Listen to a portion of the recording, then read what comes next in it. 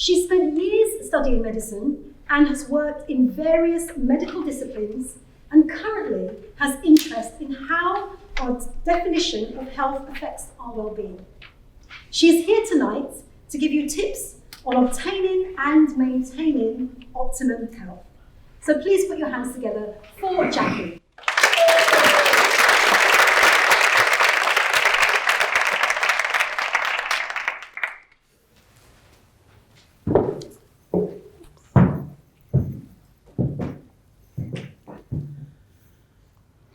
I'd like you please to just take a moment and think and imagine yourselves with your current health habits, 5 years from now, 10 years, 15.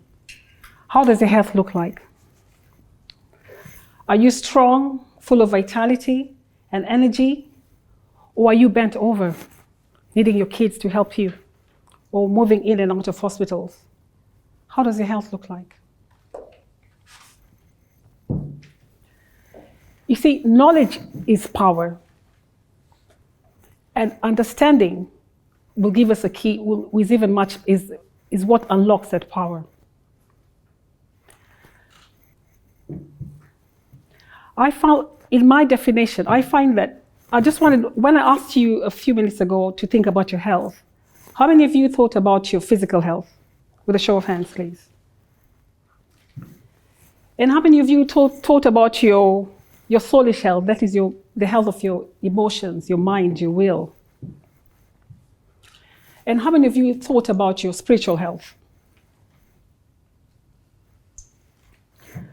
You see, I believe that man is a tripartite being made of spirit, soul, and body. And if we are made that way, then health should be defined in those three aspects of our lives.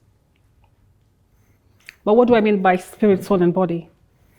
Imagine your life, let's use an analogy like with a car. A car has a body, it has an engine, and it has a driver. So the body of the car will be equivalent to our body, and the engine will be equivalent to the soul. How would you agree with me that the car is determined by how good the engine is? Would you agree with that? Yeah. So our soul is very crucial. The quality of our health is also determined by our soul, our mind, which are defined as our mind and our will and our emotions. And also our conscious, which determines our personality. The spirit health is what I leave to people to decide for themselves. Spiritual health affects our health. Your spiritual life affects the health. But who is the spirit? That's the driver in the car, the real you. The person who is in touch with the Creator. When we live, that's the one that checks out. But there's a way, when you think about your health, that aspect of health also needs to be looked into.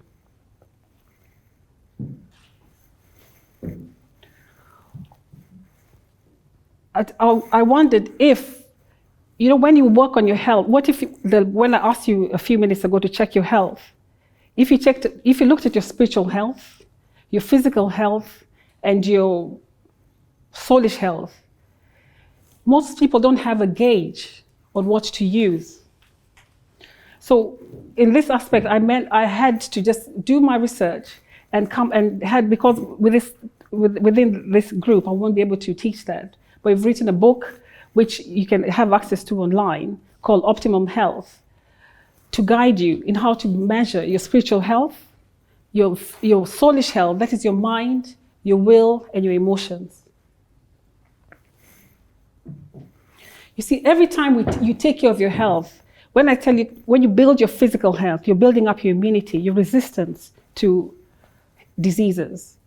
When you build your emotional health, that is your soulish health, the health of your mind, your will, and your emotions, and your personality, you're building up your soulish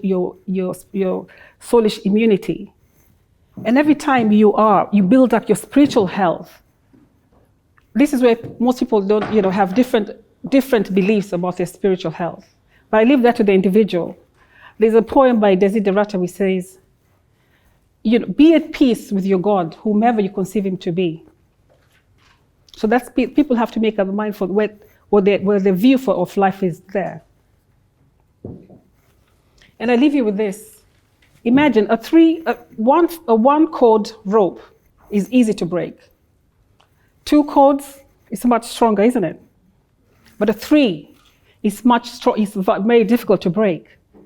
So if we take care of our health from those 3 dimensions of life, of our beings, we'll be able to resist illness much better. Thank you.